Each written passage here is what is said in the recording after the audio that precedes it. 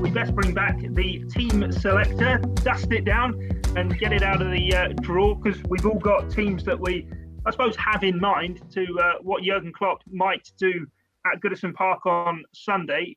We best start then with the goalkeeper. And Gorsty, is Alisson going to be okay to play? And I take it we'll all be going with Alisson Becker between the sticks. Yeah, I think so. He's been fit for quite a while now, and he'll be back in. It's strange season for him, but hopefully he can finish with a flourish. He's in goal. He was initially going to miss this game, wasn't he? But Doyley's in goal for you, and Matt, I take it the same likewise. Yeah, 100%. No, I'm putting Kelleher in.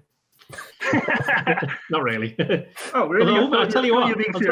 I wouldn't be surprised if he ends up playing before the end of the season, Kelleher. I'll tell you. Well, we'll have to wait and see. So, as for defences, then, Gorsty, what back four are you going with? Trent Alexander-Arnold. I think Robertson will play. I think he is fit enough. And then Joe Gomez and Van Dijk continue in that partnership. Yeah, Robertson did miss that Blackburn friendly, but Doyley, you in agreement there? No, I'm having Milner left back. Robertson isn't playing. And Matt? I think Robertson will play if he's fit. I think we have to assume that he is, and if he is, I think it will, just be Robertson, Van Dijk, Gomez, Trent. Yeah, I have to say that's the four I would have been going with.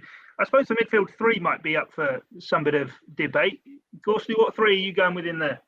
It's the age-old debate, isn't it, for Liverpool's midfield? What three goes in there, and it's pretty much everyone's fit. So I was mindful of putting Alex Oxlade-Chamberlain in, but I think he might just go with Fabinho, Henderson, and Wijnaldum. Yeah, I have to say, Wijnaldum always plays, but he was the one person I was thinking actually Naby Keita might play instead of. Doyley, what's your three? Yeah, Wijnaldum's not playing for me. I think he didn't play much in the Blackburn game, and Keita has, by all accounts, he's done really, really well. We saw so Keita's got to play, and I think he'll play Henderson and Fabinho. Yeah, no, I think obviously it's difficult to gauge on how Naby Keita is, and obviously everyone is hugely excited about him. But yeah, I think for me it'll be Wijnaldum. So Henderson, Fabinho, Wijnaldum.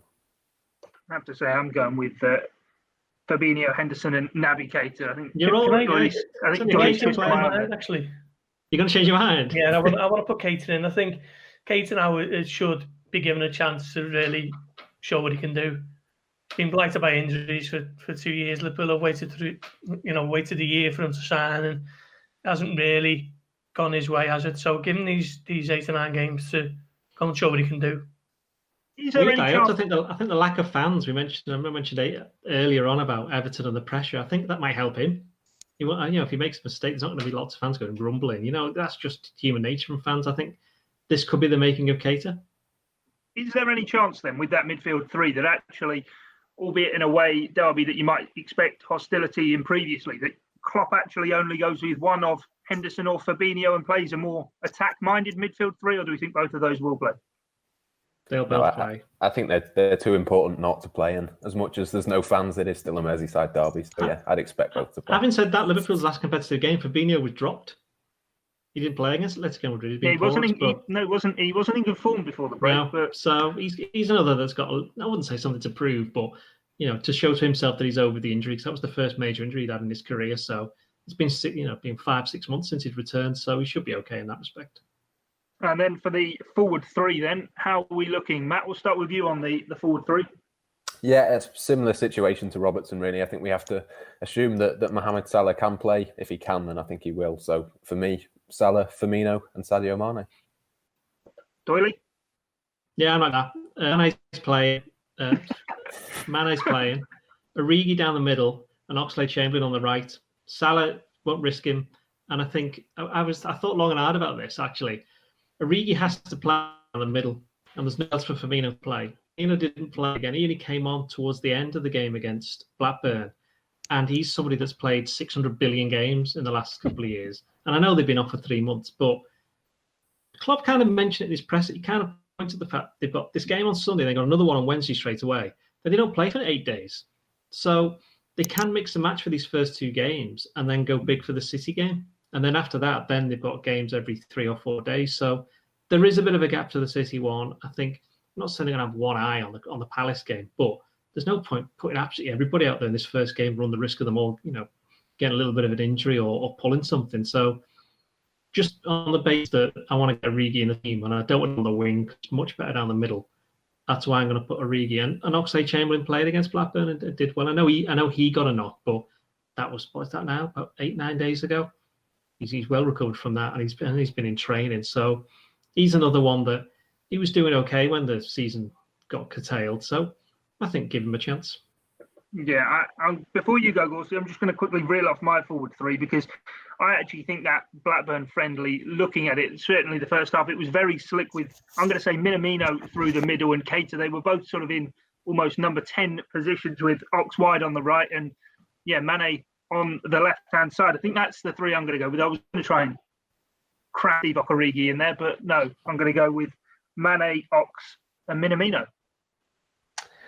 I don't think Salah will play. I think Origi will play in his position. I agree with Doyle. Origi's far better through the middle, but I still think he'll play on the left.